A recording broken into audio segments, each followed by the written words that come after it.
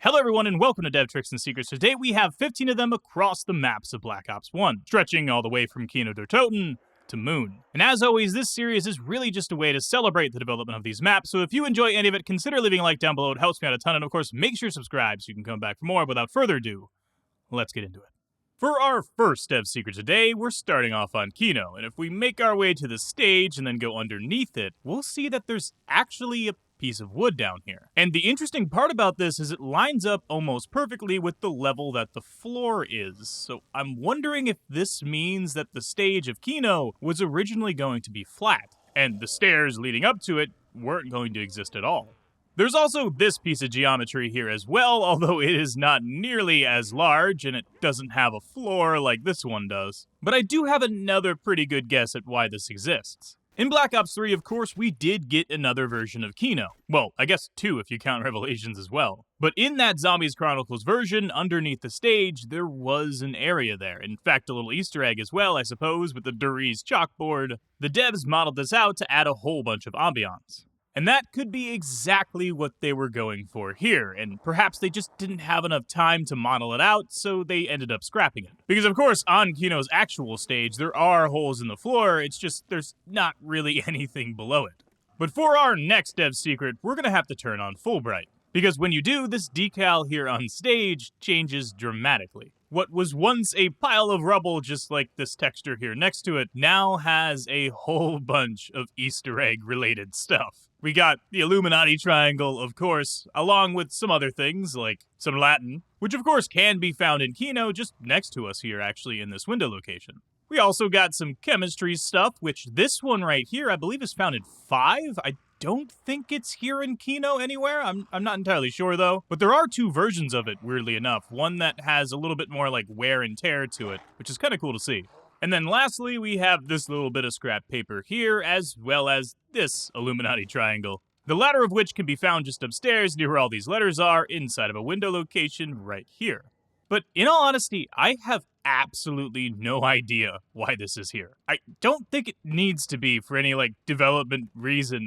There's no reason for these to be just hidden in the floorboard. It's not like they're really serving any purpose, and I don't think they're being stored here for something.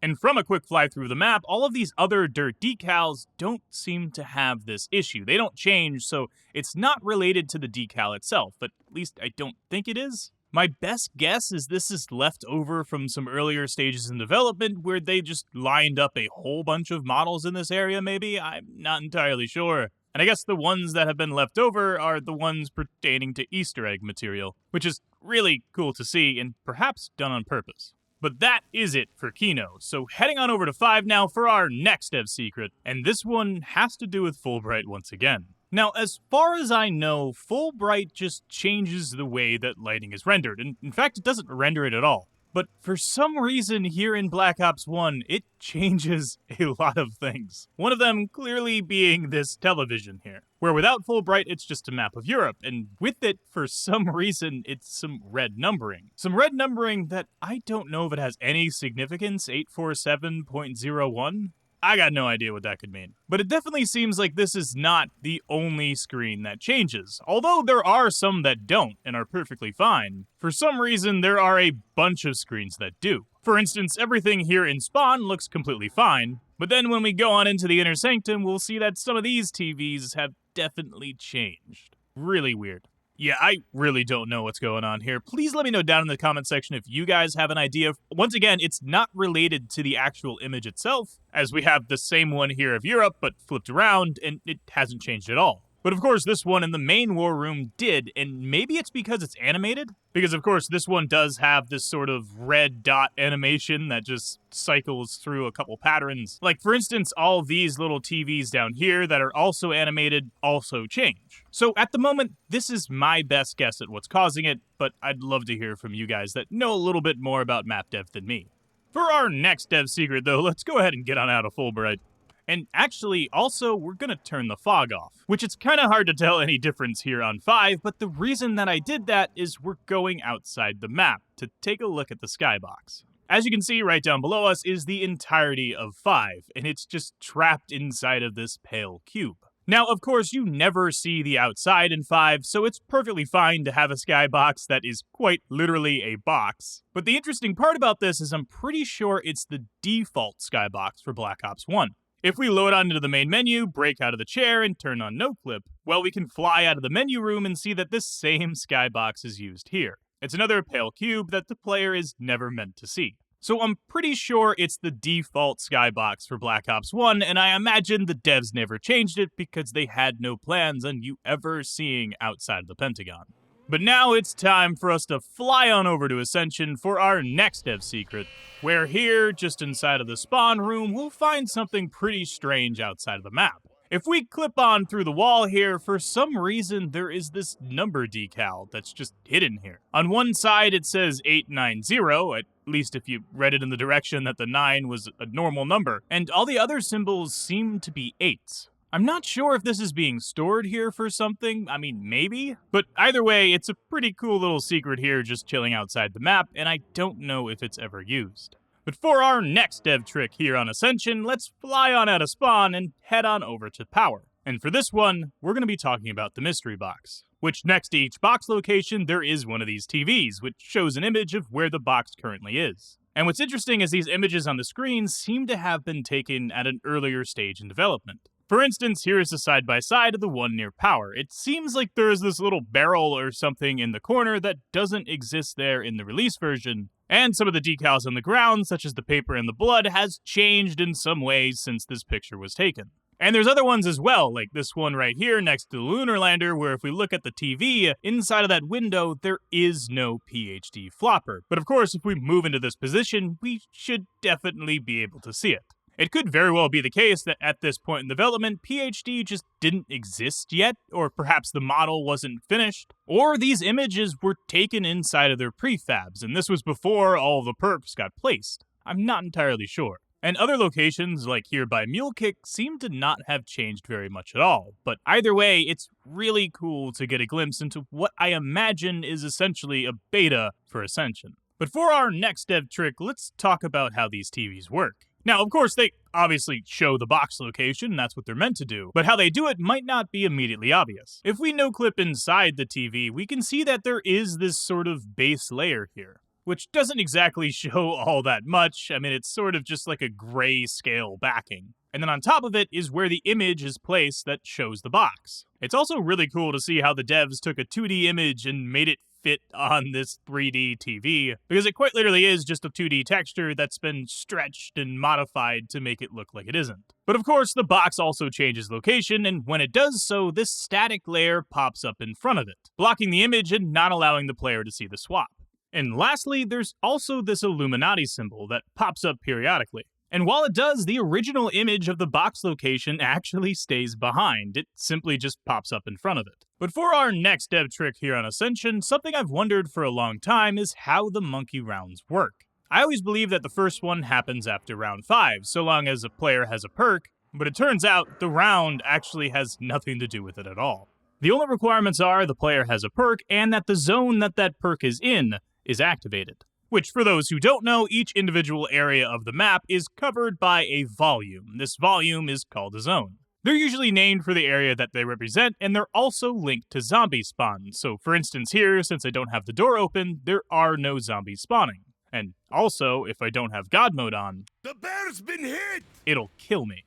And actually, as it turns out, Ascension was the first time that these zones were set up to kill the player. And I'm pretty sure this was done to combat the infamous lunar lander glitch that allowed you to get on top of almost every single building in this map. But that's enough talk about zones, we're here to talk about the monkeys, so if I go ahead and buy this door right here, activate the Speed Cola zone, and buy Speed Cola, even though that area is not currently linked to playable space, if I go back here into spawn and kill all the zombies and head on into round 2, well, we have a chance at the monkeys coming on round 2. But this doesn't always happen. As you can see right here, this first try, it didn't work out. So it does seem to still be the case that there's only a chance that the next round will be a monkey round, but here on my second try, for instance, the monkey round definitely did come on round 2. And what's funny about this is there is a monkey spawn location here in the spawn room, so some of the monkeys will come to you, although these guys seem to be a little bit glitched out at the moment. They're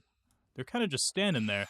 But because Speed Cola is in an area that I don't have open, monkeys will spawn in what is essentially outside the map. I mean, okay, it's not outside the map, it's right here, but it's in an area that isn't currently playable space. And because of this, well, they're a little bit stuck out there, aren't they? But this brings us immediately to our next dev secret, because these little monkeys do indeed have an idle animation. Normal zombies have one as well. When they can't find the player, they sort of just stand there and shake their head. And it turns out that the monkeys here in Black Ops 1 have the exact same animation. The devs didn't make a custom one for it, which leads to a pretty funny view when you no-clip above them and they're just standing up on their legs like a human. But that is it for Ascension, so heading on into Call of the Dead now for our next dev trick. Starting off kind of small here, it's about George Romero, who apparently can teleport, for one, which is really weird to see. And actually, it can even lead to having George Romero sort of disappear. I've had that happen to me once when messing around in noclip, and I don't know where the guy went. Let's do lunch sometime. How about now? But on top of that, he always faces the player. Even if he doesn't seem to have a route to you, no matter what, his model will spin with your direction. Which leads to a pretty funny view when you're right above him. You could just make him spin in circles. And I'm guessing the reason that this is to make his attack more accurate. So that way, even if you're moving around him while he is attacking you, he'll just spin in a circle. That was a quick one, but for our next dev trick, let's go to something a little bit less trivial, and that's the Lighthouse. Of course, when we turn on the power here in Call of the Dead, the Lighthouse gets activated. There's this sort of like rift effect that happens, and the light starts shining down. It also rotates around the map and shows where Pack-a-Punch is whenever it gets spawned in. But what's quite interesting about this light, if we go on inside of it, we'll see that there's a tiny black cube in the center of it. And I'm pretty sure that this thing right here is what is responsible for the rotation. Now, I haven't spent a ton of time in Radiant, but with my limited experience, I've found it pretty difficult to move lights around. I'm pretty sure the only way to do it is to attach the light to an object and then have that object move, and I think that's what's happening here. Essentially, the front side of this cube has a light attached to it, but they made the cube super small so it's never seen, and the light really big, so it sort of just encompasses the entire thing. But you can see that the cube definitely is controlling it. For instance, here, it's pointed down at the ship, and of course, that is exactly where the light is pointed right now, because that's where Pack-a-Punch is. Also, this lighthouse is actually shining two separate lights. There's one in the middle that covers that black cube, and then the other one that's on the face of it, that rotates around. You can see this pretty clearly here when it passes by me, and it kind of looks goofy from this angle, but of course, the player is never able to see this. But that is it for Call of the Dead, so dropping on into Shang now for our next dev secret. Here on Shangri-La, the map is powered by water. Instead of saying turn on the power, it says release the water when you go up to the switch, and of course, that's exactly what happens when you do so. But what's really cool about this is the devs made this line up perfectly with the water coming out of these dragons' mouths. It turns out that the switches we are hitting is, I guess, somehow related to the water system up here. It turns it on, and the water falls on through these holes, and then down to these water mills below.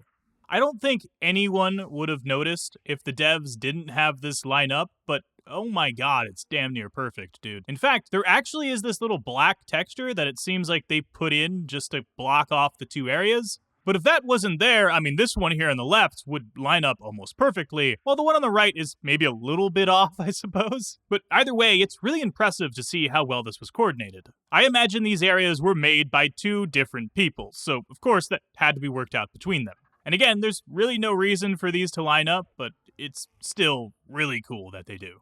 But our stay here in Shangri-La is short-lived, so heading on over to Moon now for our next dev secret. And today, we're talking a lot about these teleporters. Normally, these teleporter pads are sort of made up of this one disc. And underneath them, well, usually it's called out so you can't really see anything, but there isn't much down here at all.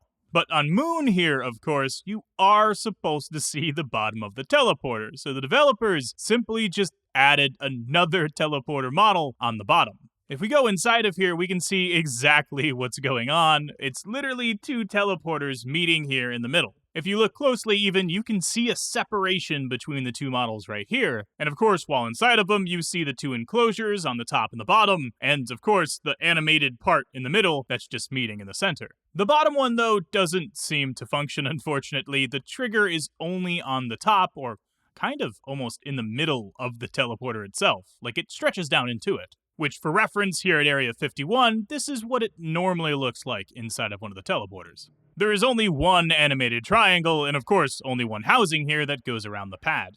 Also, the game seems to think I have teleported already, because the cage is up, but there's a ton of zombies swarming me still. This doesn't look too good. And actually, that brings us to our next dev secret. It turns out that this teleporter is quite easy to break. If we just go back and forth and teleport as many times as possible and as quickly as possible, some really weird things will start happening with this teleporter cage. Sometimes it gets stuck in the ground like you see here, and other times it'll go way too far down like it is here, where part of the cage is all the way underneath the map. And in fact, it's not the only one that breaks, as the one up here on the moon breaks as well. And as you can see, it's quite literally just floating. It's not really an effective barrier at the moment, is it? And you can even get the one at Area 51 to glitch out so that you have an infinite pile-up glitch, if you get the height correctly. Essentially, this thing just moves down a few inches every single time you teleport too quickly. So I'm guessing that's why they made it so that all of the players in the match have to be on the teleporter at once. If it wasn't the case, you could stack people up at the teleporter and just have them go in one by one, essentially breaking the game and making an infinite pile-up glitch. Yeah, these grades are definitely not supposed to work like this. But that is it for me, ladies and gentlemen. I hope you guys enjoyed, and if you did, consider leaving a like down below. It helps me out a ton, and of course, make sure you're subscribed so you can come back for more. There are plenty more dev tricks and secrets to check out, and I can't wait to get to them all. If you want to watch more of my content, you can click one of the videos on your screen right now, but if not, I'll catch you guys in the next one. Stay awesome, and peace out.